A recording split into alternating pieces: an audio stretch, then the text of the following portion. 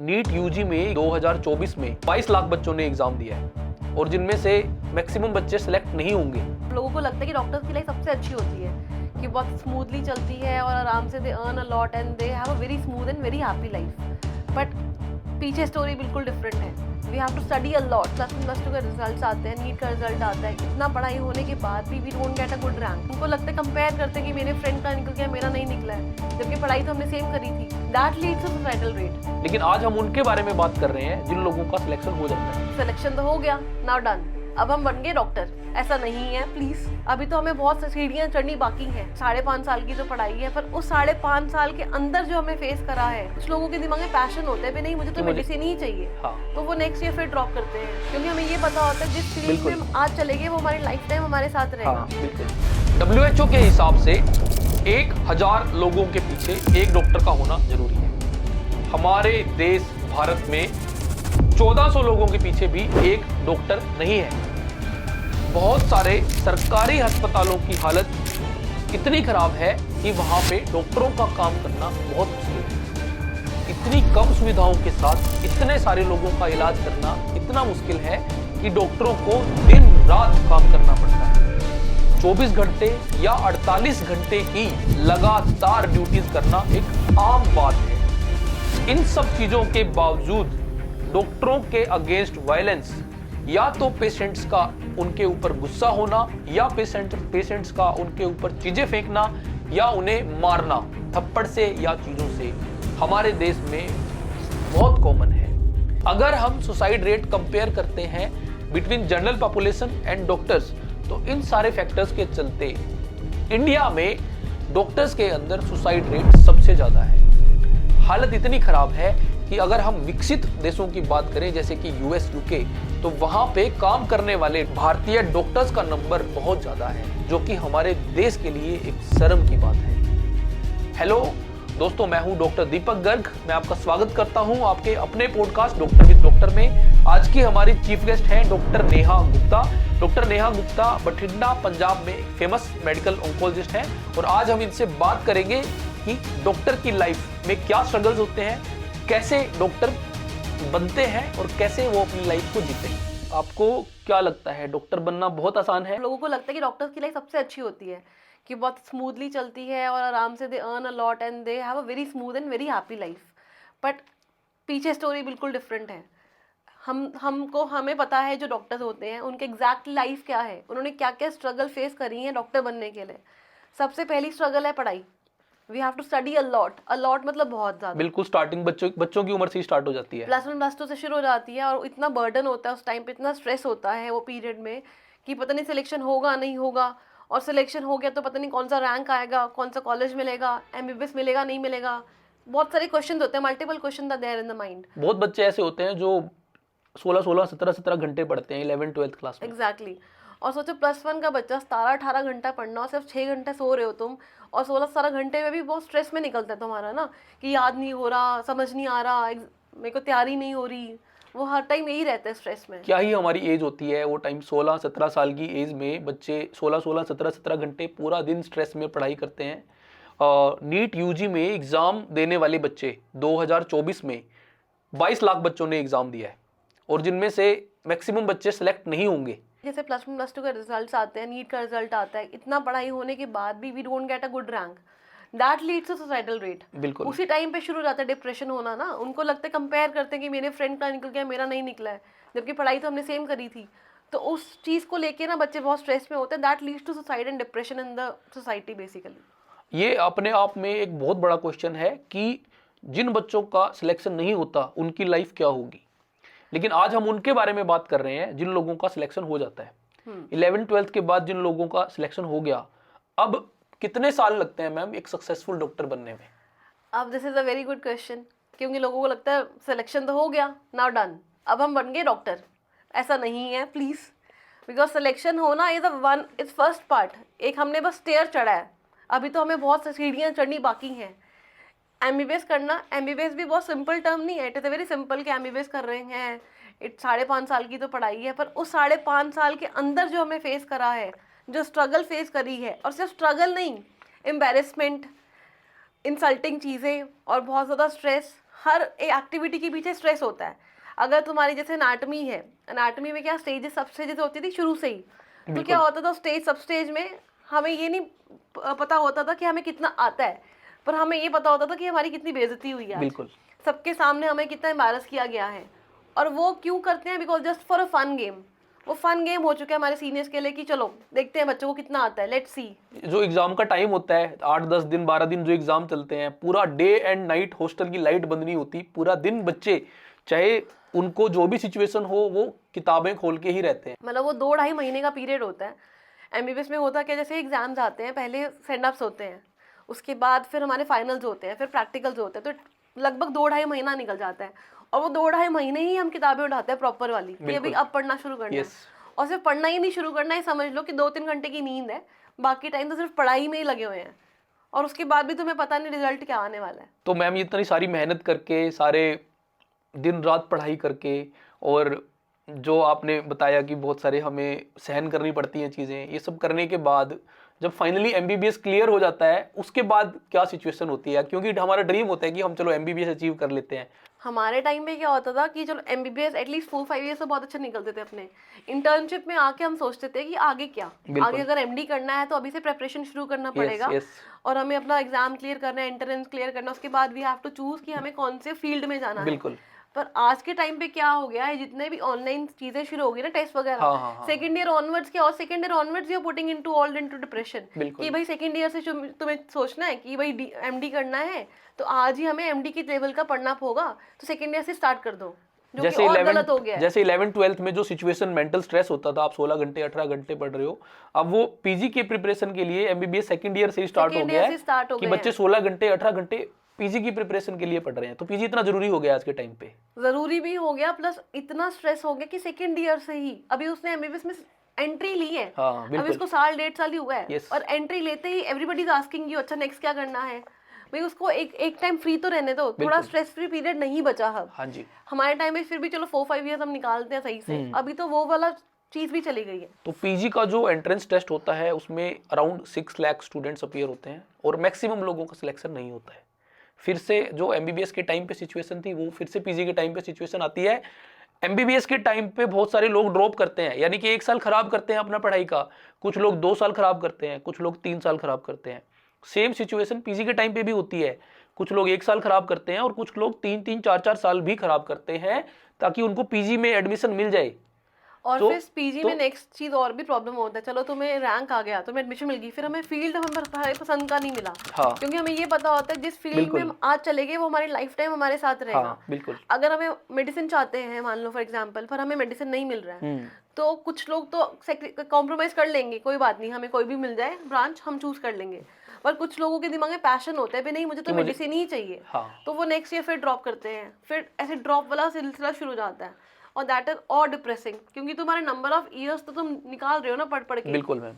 चलो मान लेते हैं कि वो बच्चे जो बहुत इंटेलिजेंट होते हैं, जिन लोगों ने एमबीबीएस निकाल लिया और अभी उनका पीजी भी निकल गया मैम, अब पीजी में आगे क्या सिचुएशन होती है? पीजी में आगे सबसे पहले तो काम, फर्स्ट ईयर हो भाई, फर्स्ट ईयर आते ही ऐसे हो जाता है कि वो फर्स्ट ईयर आ गए, मतलब एवरीबॉडी इज एक्साइटेड। इसलिए एक्साइटमेंट नहीं होती कि फर्स्ट ईयर आ रहे, इसलिए एक्साइटमेंट होती है कि अब चलो अब इनकी टर्न है, अब हमने झेल लिया, अब ये झेलेंगे। तब हमारी 36 घंटे की ड्यूटी, 48 आवर्स की ड्यूटी शुरू हो जाती है। चलो काम करना is not a difficult task, सब काम करते हैं, सब वर्क हार्ड करते हैं, और हमें ऐसे हम बन भी जाते हैं क्योंकि हम इतनी पढ़ाई कर चुके हैं, तो हमारी मेंटालिटी वैसी बन जाती है कि चलो 40 आवर्स हम काम कर लेंगे, 48 आवर्स भी कर लेंगे, बट नॉट विद एम्बैरेसमेंट। होता क्या है राउंड्स पे, सबसे पहले तो मॉर्निंग राउंड शुरू होते हैं, उसी मॉर्निंग राउंड्स पे क्या शुरू होता है सिलसिला, एम्बैरेसमेंट का। बिल्कुल। हम भाई एंट्री करें, हमें क्या पता इस ब्रांच के बारे में, we have no clue about anything, right. उसी राउंड्स पे क्वेश्चन पूछने, ऐसे क्वेश्चन। कोई एक इंसिडेंट आप बताना चाहेंगे आपके राउंड्स के, जो आप एम्बैरेसमेंट से रिलेटेड? आप मतलब ऐसा इंसिडेंट है, जैसे हम फर्स्ट ईयर है तो हमें हिस्ट्री बताना होता था, कि हमारा तो कैंसर का फील्ड होता है, ठीक है जी। तो उसमें हिस्ट्री क्या, जैसे पेशेंट 2020 से डायग्नोज हुआ है, उसका क्या क्या ट्रीटमेंट हुआ है, ठीक है, 20 में डायग्नोज हुआ, फिर उसको कीमो कौन सा मिला, फिर उसको क्या नेक्स्ट साइकिल शुरू हुआ, नेक्स्ट लाइन क्या शुरू हुई, तो ये हमें बाय टिप याद होना चाहिए। ठीक है, हम we can open the file. Okay. अगर 45 पेशेंट एडमिट है तो 45 पेशेंट्स के राउंड हमें एकदम बाय हार्ट याद होना चाहिए। हम अगर हम डेट भी भूल गए अगर हाँ। कि लास्ट ऑन 21 नवंबर 23 को उसका लास्ट आरटी हुआ था, तो हमारे मुंह पे फाइल बजेगी और हमारे राउंड से बाहर निकाल दिया जाएगा कि अच्छा तुम्हें ये भी नहीं पता लास्ट ट्रीटमेंट कब हुआ था। तो कभी रोना भी आया आपको? मतलब ये तो नॉर्मल सिलसिला था फर्स्ट ईयर में, ये तो रोज का काम हो गया था। हमारे पेरेंट्स खुद के डिस्टर्ब हो गए थे भी तू रहने दे, छोड़ छाड़ के वापस आ जा, बिकॉज ये तेरा रोज का होता है, होता भी ऐसी था। और ये स्टोरी केवल आपकी नहीं, ये सारे पीजी स्टूडेंट्स की स्टोरी होती है। 24 घंटे 48 घंटे की ड्यूटीज बहुत कॉमन है, ऐसे एम्बेरसमेंट बहुत कॉमन है। और हॉस्पिटल्स के इंफ्रास्ट्रक्चर के बारे में आप क्या बताना चाहेंगे?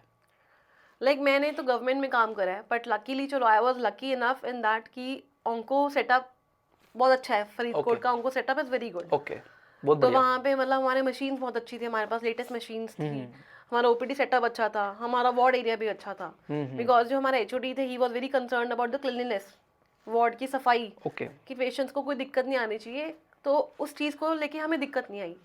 तो पीजी 3 साल की होती है मैम, तो जो मेन ट्रीटमेंट गिवर होते हैं, पेशेंट को जो मेन ट्रीटमेंट मिलता है, वो यूजुअली उसमें सबसे ज्यादा role I think government hospitals में पीजी स्टूडेंट्स का ही होता है। पीजीज का ही होता है, पेशेंट को अटेंड करना, उनकी दवाइयाँ लिखना, उनको सारा मेन डायग्नोसिस करना। वो डिपेंड करता है कि जैसे फर्स्ट ईयर में वार्ड ड्यूटी लगता है, उस टाइम तो हम जो हमें ऑर्डर्स मिल रहे हैं हम उसको फॉलो कर रहे हैं। जैसे मान लो हमारे कंसल्टेंट नीचे से पेशेंट एडमिट करके भेज रहे हैं, जो भी ब्लड टेस्ट लिखे हैं, जो जो इंजेक्शंस लिखे हैं, जो एंटीबायोटिक्स लिखा है, जो ड्रेसिंग लिखा है, जो जो हमें करना है सारा कुछ वो हम फॉलो करते थे। ब्लड टेस्ट भेजने हैं, इन्वेस्टिगेट करना है पेशेंट को, पूरा बायोप्सी करवानी है, वो सब हम करते थे। उसके बाद सेकेंड ईयर की टर्न होती है कि जो चीज़ें फर्स्ट ईयर कर रहे हैं वो प्रॉपर सुपरवाइज करना, बेसिकली हो रही है नहीं हो रही। देन थर्ड ईयर ऑनवर्ड्स होता है कि third year onward you are independent enough, you can do anything, you can handle your patients independently. मुझे याद है कि हम प्रोफेसर के राउंड से पहले जितने भी हमारे ऑर्थोपेडिक के पेशेंट एडमिट होते थे, सबको हम प्रिपेयर रखते थे। पेशेंट को दर्द नहीं होना चाहिए राउंड्स के टाइम पे, पेशेंट्स के एक्सरेज एकदम tip top to the point रखे होने चाहिए। पेशेंट का जितने भी पेशेंट एडमिटेड हैं उनका हम चिट्ठा बनाते थे लिख के कि ये पेशेंट इस बेड पे है, इसका डायग्नोसिस ये है। जैसे आपने बोला ना दर्द नहीं होना चाहिए, यही होता था। जैसे मान लो आज वाले राउंड पे पेशेंट ने कोई कंप्लेंट बोल दी, कल वाले राउंड पे वो कंप्लेंट पेशेंट की नहीं होनी चाहिए। अगर वो कंप्लेंट है पेशेंट की तो पेशेंट को कुछ नहीं जाना, तुम्हारा पक्का जाएगा कि हाँ ऐसे कैसे हो गया। बिल्कुल।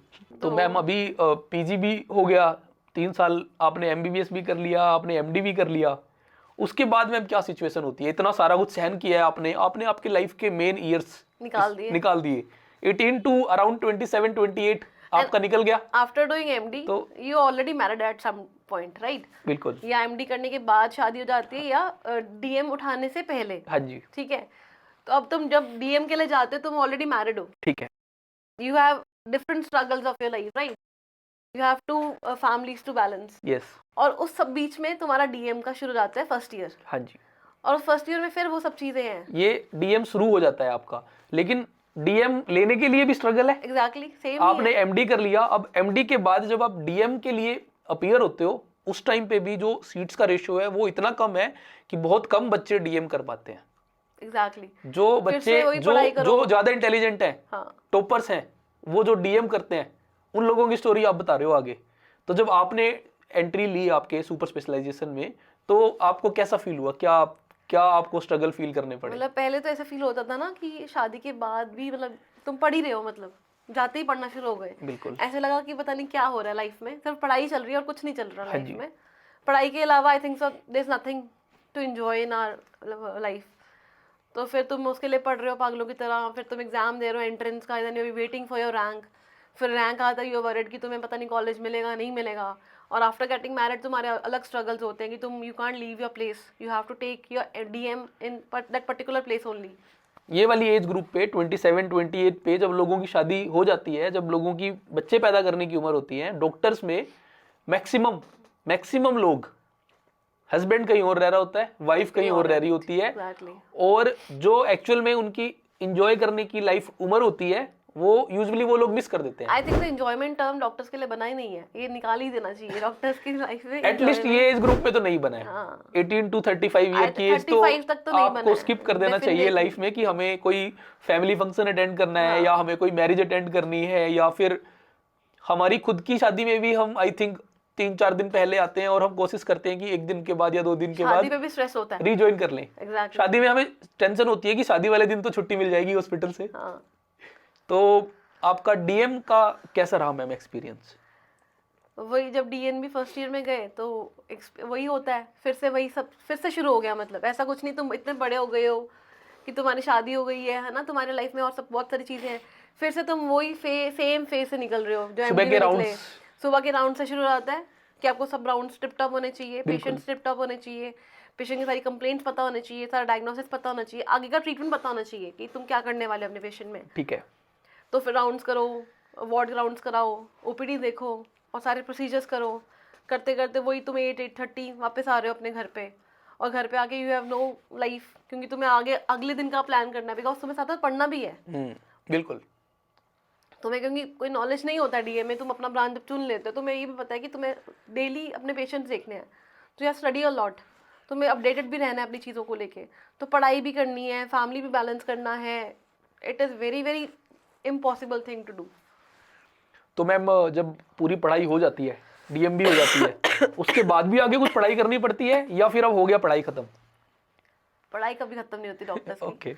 अगर आप मुझे अभी भी बोलोगे कि कुछ पढ़ाई, अगर मुझे चांस मिले, कोई बोले कि हाँ you have a chance, if you want to study fellowships further, होती है। Yes, if you want to study further तो प्लीज गो। जैसे मेरे केस में भी यही था कि मुझे ऑप्शन मिला था कि I can do fellowship in haematonco, तो मैं रेडी भी थी। आपने की भी है यूएसए हार्वर्ड से फेलोशिप करी है आपने? वो तो चलो ऑनलाइन कर लिया हमने, राइट। हाँ। कि हमने ऑनलाइन बहुत सारी चीजें, ठीक है। ये था कि इजी वे है, क्योंकि Okay. आफ्टर डूइंग डीएम ठीक अगर है। तुम फैमिली को बोलोगे ना कि मुझे फेलोशिप करने जाना है, हाँ। तो they will kick you out कि तुम बाहर ही चले जाओ भाई, तुम घर मत ही आओ, वापस ही मत आओ, तुम यही बिल्कुल। करते रहो। पर डॉक्टर्स की लाइफ में ना नेवर एंडिंग चीज है, कुछ ना कुछ चलता ही पढ़ाई रहेगा, करते ही रहेंगे। मतलब ऐसा कभी स्टॉप, फुल स्टॉप नहीं आता है हमारी लाइफ में। कैसे दिन आपका शुरुआत कैसे होती है आपके दिन की? जैसे मैं पहले, हम दिल्ली में थे हम लोग पोस्ट डीएनबी। दिल्ली में life was very very hectic. वहाँ पे रीजंस बहुत सारे हैं, बिकॉज एक तो ट्रैवलिंग इश्यूज बहुत सारे हैं, you have to travel a lot, उसमें तुम्हारा पूरा दिन चला जाता है। बिल्कुल। You start your day from 7 o'clock in the morning and then you end by, जितनी भी मेट्रो सिटीज है, आई थिंक सब जगह पे यही है। Yes. आपका दिन का 3-4 घंटे तो ट्रैवलिंग में ही निकल जाता है। 3-4 घंटे उसमें जाता है, बाकी दिन हॉस्पिटल में निकलता है, और by 9-9:30 you come back home. और घर पे आके you have kids also, you have to see them also, तो तुम्हें अपने लिए और अपने बच्चों के लिए टाइम नहीं मिलता है। अपनी फैमिली को टाइम नहीं दे सकते हो, आप अपने आप को टाइम नहीं दे सकते हो। Work life balance is very important, क्योंकि ऑलरेडी 35 ईयर्स तुमने ये करके निकाल दिया है।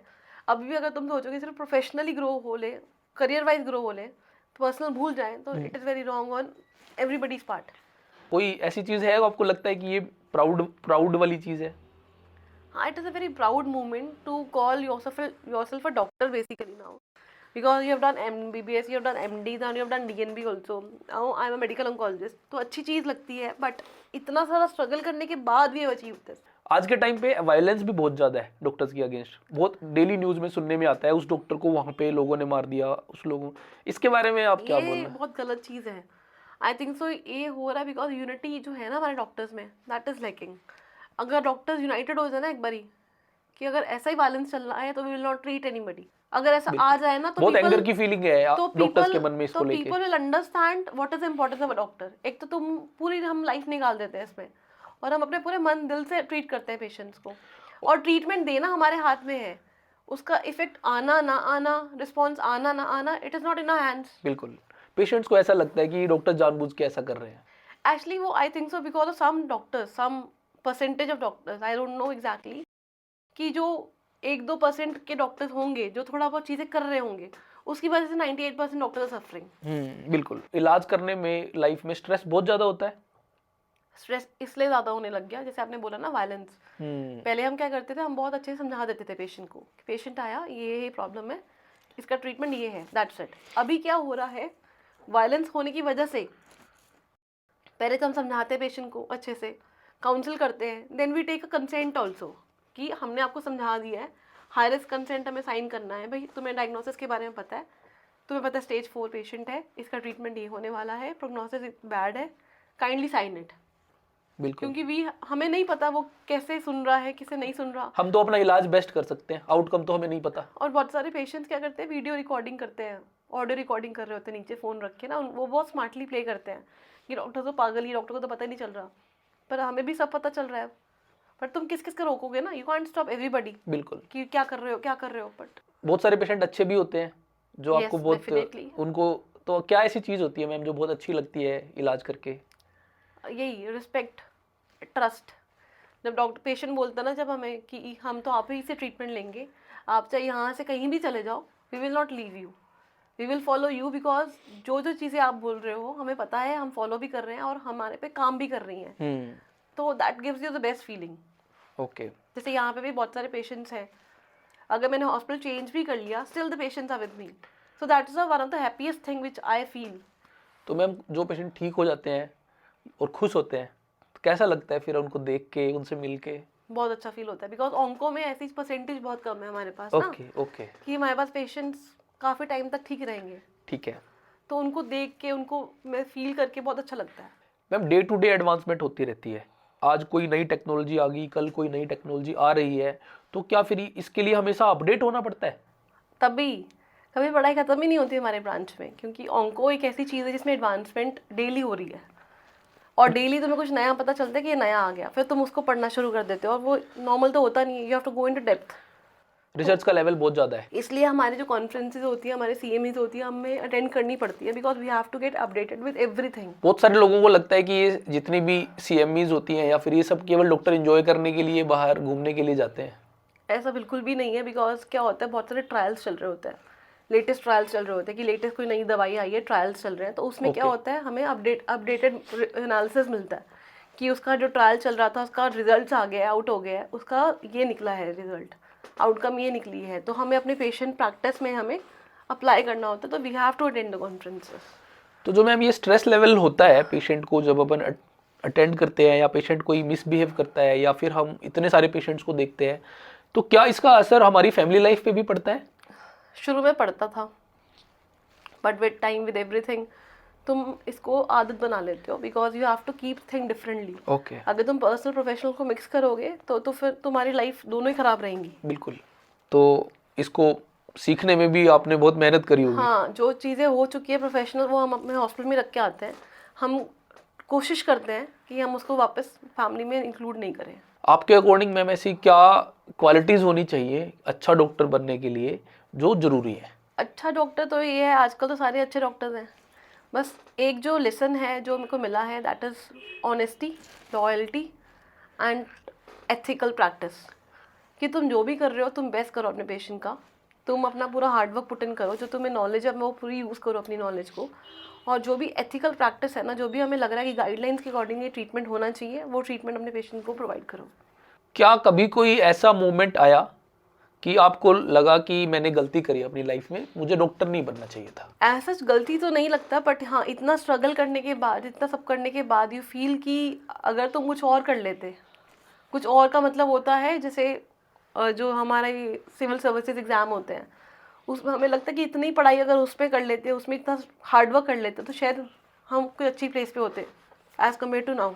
बहुत सारे लोगों को मैम सुनने में आता है, लोग आपस में बात करते हैं कि डॉक्टर्स के पास टारगेट्स होते हैं हॉस्पिटल में, डॉक्टर्स को इतनी सर्जरीज करनी है, या फिर डॉक्टर्स को इतने पेशेंट का इलाज करना है, इतना पैसे का रिवेन्यू देना है। इसमें कितनी सच्चाई है मैम? ये टारगेट्स ऐसे हमारे ऊपर नहीं देते, बेसिकली दे हैव देयर अलग गोल्स होते हैं, हर हॉस्पिटल के अलग गोल होते हैं। जैसे मान लो कोई हॉस्पिटल चल रहा है, उसने अगर इस बारी इस महीना इतना कमाया है, तो दे हैव अ गोल कि हम नेक्स्ट ईयर इसको और अच्छा करें। उसका मतलब आप किसी भी वे में ले सकते हो कि हमें सर्जरीज बढ़ाना है या हमें कीमो बढ़ाना है, ऐसा नहीं है। एक लेवल तो होना चाहिए ना, एक हॉस्पिटल आज यहाँ पे है तो यहीं पे रहेगा, they have to achieve a higher level. उस हायर लेवल को जाने के लिए हमें चीज़ें नहीं लेके आनी पड़ेंगी, पर पेशेंट का ट्रीटमेंट हम चाहते हैं कि पेशेंट्स और ऐड हो हॉस्पिटल में। उसमें ये नहीं होते कि हम ऐसी अनएथिकल सर्जरीज करें या अनएथिकल प्रैक्टिस करें कि उससे हमें रेवेन्यू ज़्यादा मिले, वो तो सोचने की बात है। पेशेंट का ट्रीटमेंट परफेक्ट होना चाहिए, बट हॉस्पिटल में फैसिलिटी जितनी ज़्यादा हो और हॉस्पिटल का ट्रीटमेंट इतना अच्छा हो कि वहाँ पे नंबर ऑफ पेशेंट ज़्यादा हो। और अगर हॉस्पिटल पैसा कमाएगा तो देन ओनली वो अपने इंफ्रास्ट्रक्चर बढ़ाने में लगा सकता है ना, उसको यूज़ कर सकता है बाद में। मैम आप पेशेंट से क्या एक्सपेक्ट करते हो जो पेशेंट आपके पास इलाज करवाने के लिए आते हैं? अच्छे से हमारे से बात करें और अच्छे से हमारी बात सुने पूरी बात, और उसके बाद अपनी कोई भी चीज़ है वो बताएं। We are ready to listen also, ऐसा नहीं सिर्फ हम बोलते ही हैं, हम ये भी हम सुनते हुए पूरा पेशेंट का कि क्या बोलना चाह रहा है। बट ये नहीं होना चाहिए कि पेशेंट के दिमाग में ऑलरेडी आपको लेके डाउट है और वो उस डाउट को क्लियर करने ही में ही लगा है, आपको झूठा ठहराने में लगा कि आप गलत हो, आप गलत हो, आप गलत हो। उस चीज़ में अगर पेशेंट आ जाता है तो वी डोंट रिस्पेक्ट दैट। जब आप डॉक्टर बनने के लिए पढ़ रहे थे मैम, और आज आप डॉक्टर बन के एक बहुत अच्छे लेवल पे आप मैक्स हॉस्पिटल में कंसल्टेंट मेडिकल ऑन्कोलॉजिस्ट हो, आपको जो आपने एक्सपेक्ट किया था, क्या आपको वो मिला? नहीं, I am very happy because now I am working as an independent medical oncologist. और कहीं ना कहीं मुझे लगता है कि जो मैंने सीखा है अपने सीनियर से, चाहे वो डांट खा के सीखा है, जो मेरे सीनियर ने सिखाया है, जो मुझे इतना मतलब मॉरल वैल्यूज़ दी हैं और मुझे बताया है कि क्या क्या नॉलेज हमें पेशेंट के ट्रीटमेंट पे डालनी चाहिए ताकि हमारे पेशेंट का ट्रीटमेंट और एफिशिएंटली हो जाए, वो सब मुझे आज हेल्प कर रही हैं। आई विल ट्राई कि मैं और सीखूँ so that I can provide more better clinical practice to the patients. Ma'am ये था हमारा आज का शो, जिसमें हमने डॉक्टर की लाइफ में क्या होता है, कैसे शुरुआत होती है, कैसे स्ट्रगल्स होते हैं, वो सब जाना। Thank you very much for Thank you, Dr. Enlightening us about the life of a doctor. हमें भी बहुत मज़ा आया ये टॉपिक डिस्कस करके। Thank you very much. Thank you sir.